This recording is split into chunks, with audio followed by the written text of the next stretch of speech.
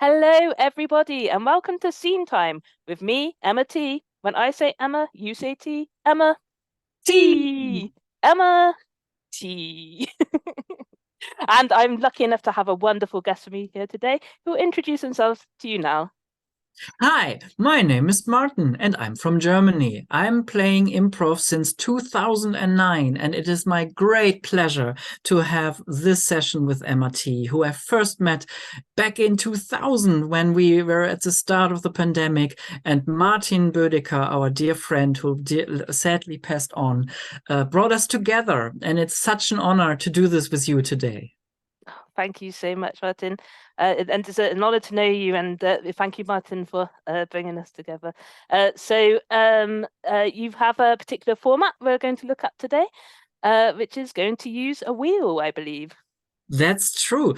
What we did is we wrote each down 10 words that are dear to our personal life, and I put them in a random picker wheel that I can show you shortly. And we will just have the random wheel picker thing decide what are we going to do. And in honor of Martin, because he introduced us back then with his lovely format of the seashell, so we are doing like two monologues at the start and at the end of this session, and we'll have two freely improvised scenes for whatever subject comes up. Okay, lovely. Okay, so shall we get our first Shall I word and give see? Yeah, the wheel? Come on, let's do this. Do you see my wheel? I do. Yep, lovely. Awesome. So let's go for it. Smile is the first word. Remove it, and you can start with your monologue. And I do this. How do I get rid of it? Yes, no. This is how I stop it. See? Ah, lovely, And perfect. I leave the stage for you. When you smile, when you smile, it makes my heart sing. When you smile, I know everything's gonna be okay. When you smile, I know there's joy in the world, and peace, and happiness. When I smile, it's a feeling on the inside. When I smile, it's a wonderful experience. And when you look at someone else and they smile back at you, it's a connection.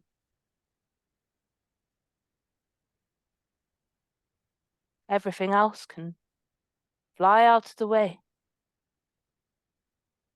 Everything else can be left for another day. Everything else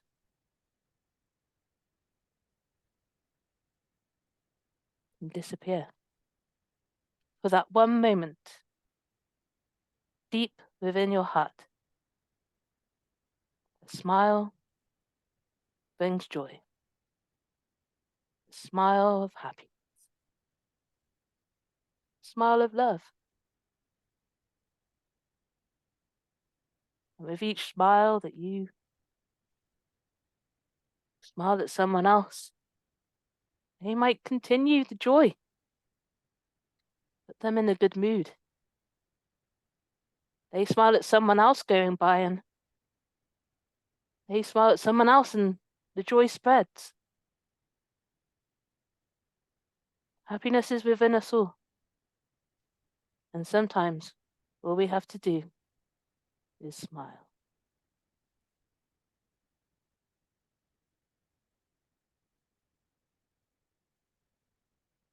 That was so wonderful. Thank you. I will have the next suggestion up for us in a second. And let's go with water. Wonderful. Uh-huh. So water will be our next suggestion for our freely improvised two-person scene. I love it. Okay.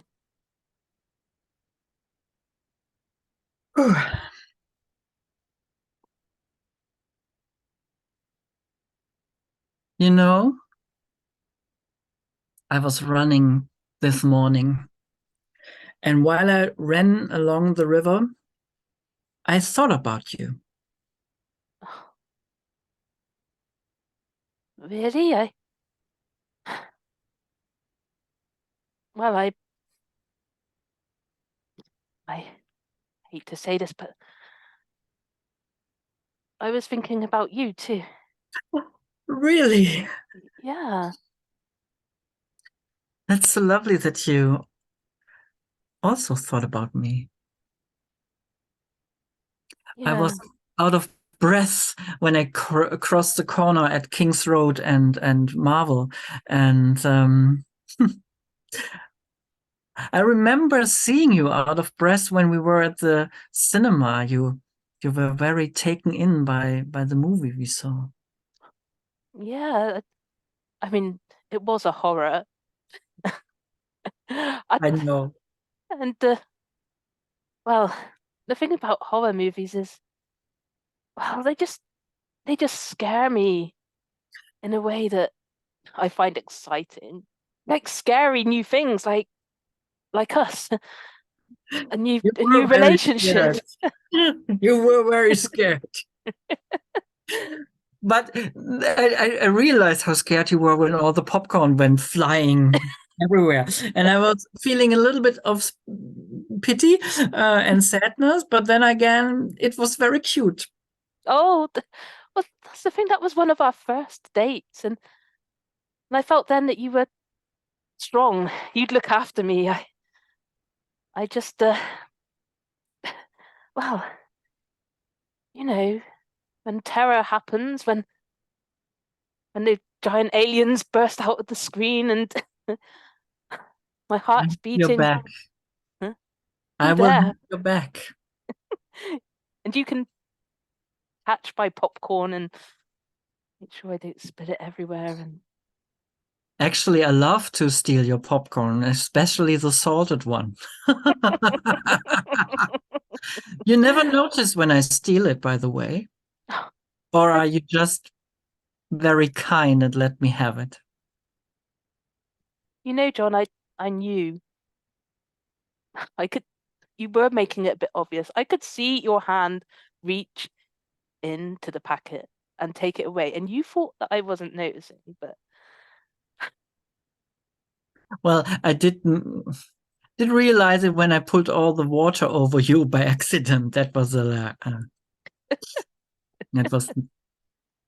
I mean, it was still comical. I mean, you were soaking wet on, but that's the thing with early dates, isn't it? I mean, both of us were, well, awkward, trying to make a good impression and going over the top and spilling things and dropping things and just, yeah. And now I have this very important question to ask.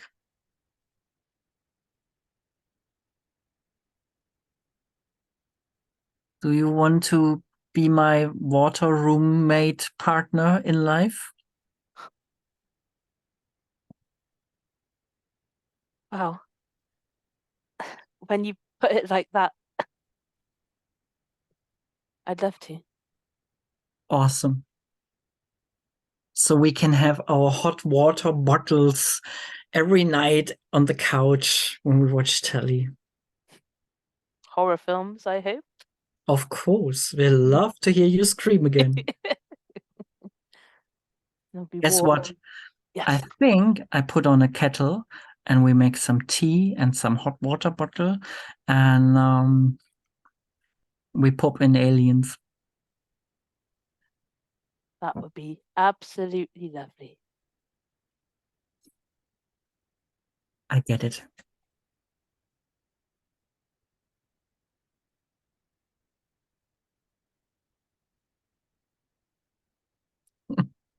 Awesome. Okay, let's try to find out what the other scene will be about.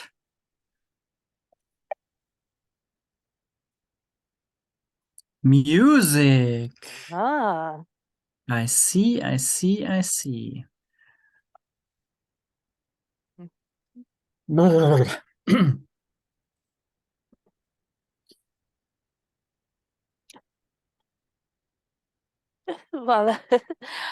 I, You're running late. I'm terribly sorry. I was warming up my voice before coming along, and I just got carried away, hitting the high notes and making sure I was ready. And I'm here sitting in the park waiting for you all this time. Oh,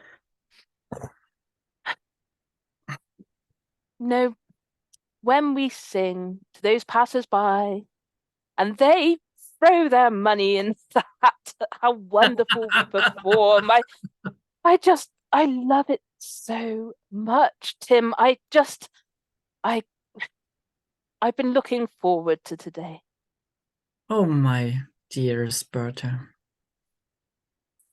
You know, I picked this place for our meeting because I thought it would be like an open space for you, so you could go and sing like an opera or something if you wanted to. I mean, there are lots of people here. It's such a lovely park. The weather so clement, the people so joyous.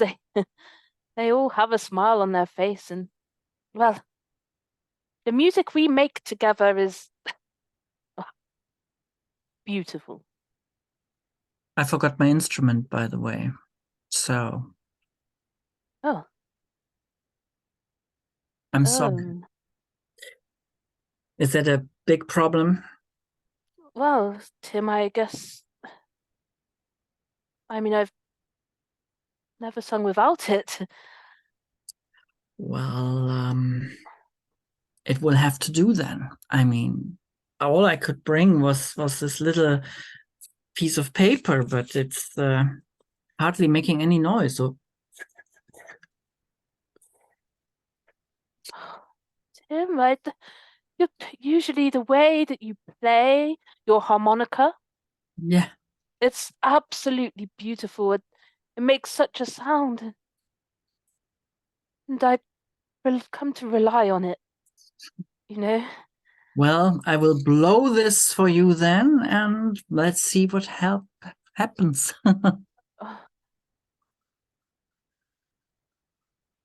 Oh, mm, oh, mm. I'm sorry, Tim. No, no, it sounds like a fly. It sounds like the kind of noise that You're being very mean, I must say. Tim, Tim, I mean, I brought all the park here just for you. I mean, I picked this place just for you. and it's a beautiful place, Tim. I'm going to sing alone.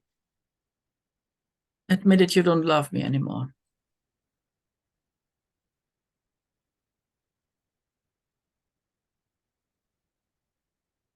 I can see it in your eyes.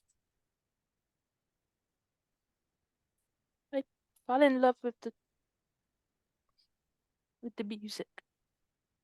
I fell in love with the sound of your harmonica, the So all I lifestyle. have for you is a sound, right?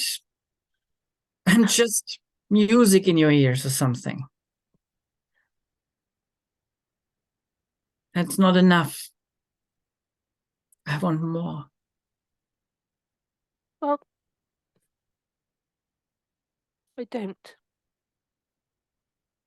I want you to choose me and not the music. The music is my love. The music is what I've been since I was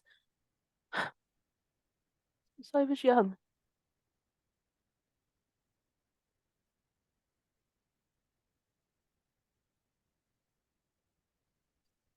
I'm sorry, Tim. You've gone to so much effort. I did, yes. And,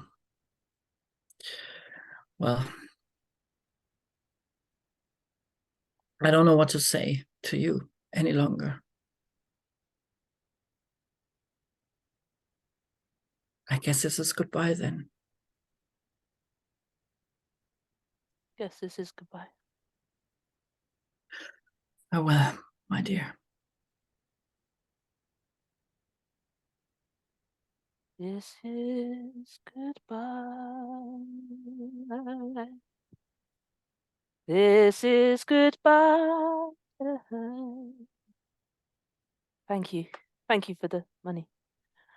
This is goodbye.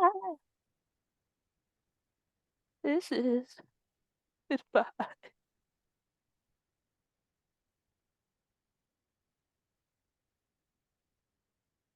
That was awesome. Very emotional. Ooh, yeah. So let's see what the last monologue will be all about. Ice cream. Oh, lovely. Oh, well, so let's go for the ice cream then.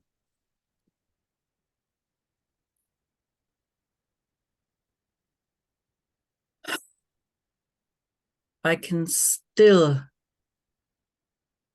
see this little corner shop. It was almost like 3 kilometers away from my home. I love to walk there in the summer. There was this tram that had like a stop right in front of it. So if it was raining, I could take the tram and just basically spring into the ice cream shop.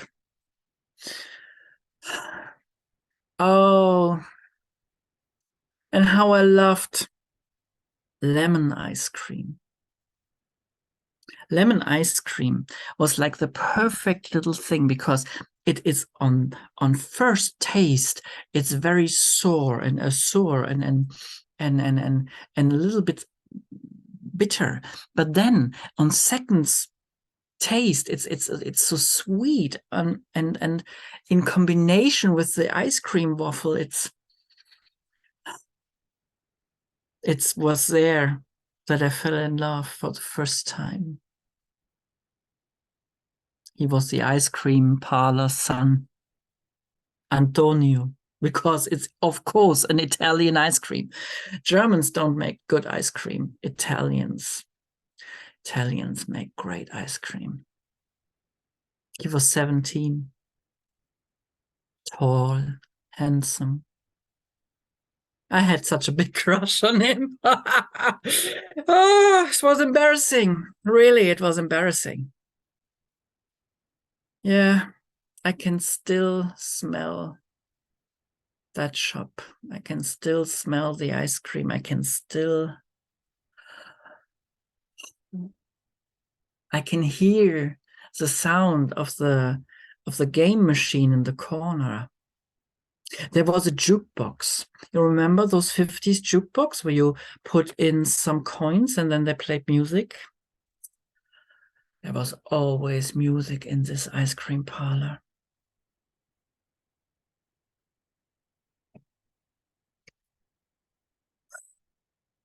It was one of my best treasured memories. And then it was all gone. One summer, they did not come back from Italy. They used to go every winter when it was cold outside to Italy, to the warmth of the sun, to the mountains for ice skating and snowball fights. But that summer they didn't return. The shop didn't open. We didn't know why.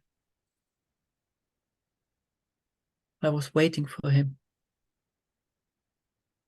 but he never came.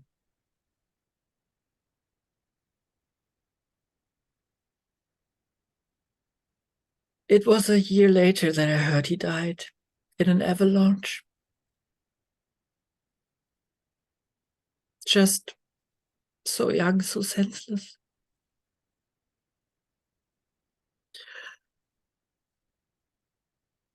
I thought my whole world was collapsing. I thought everything was coming to an end.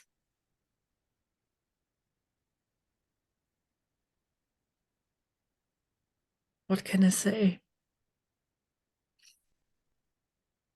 To this day, I have not been to Italy. I can't bring myself to go.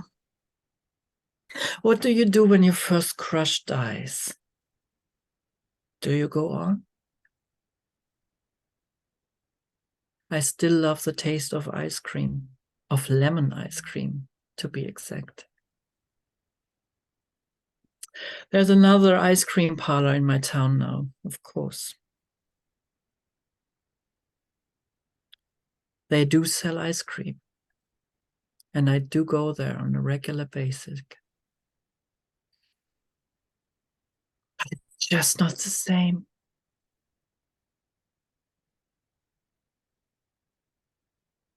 One day I will go to Italy, I'm sure. But not now. Not yet, not right this minute. And when I go, I will go to the top of the Dolomiten Mountains and I will scream his name. Fabrizio! Fabrizio!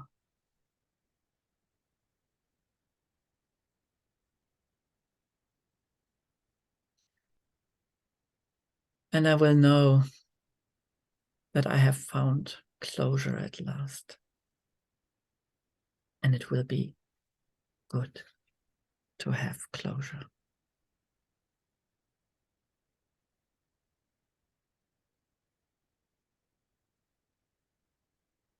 Wow, it's amazing.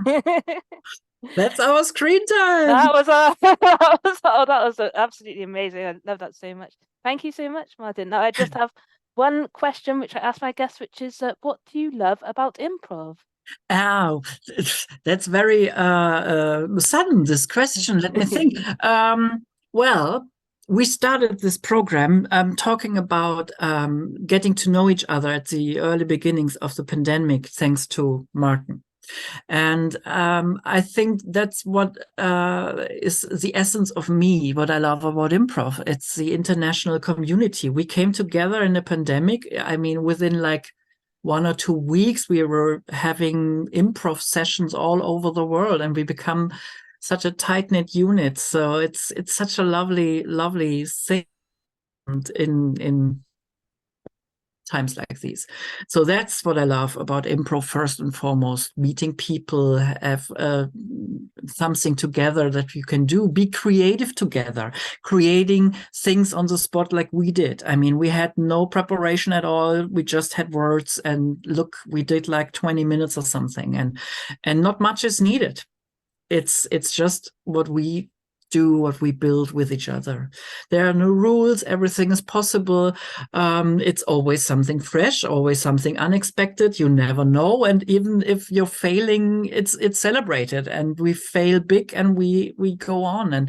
And that's something that I really like about improv, not only as an art form, but basically for everything that can be applied in our lives, in our daily lives. You know, we should fail more often and get up and then do something like that, and then continue to bring improv in our daily lives. So yeah, that's what I like about, I love about improv. If you Uh, know what I mean.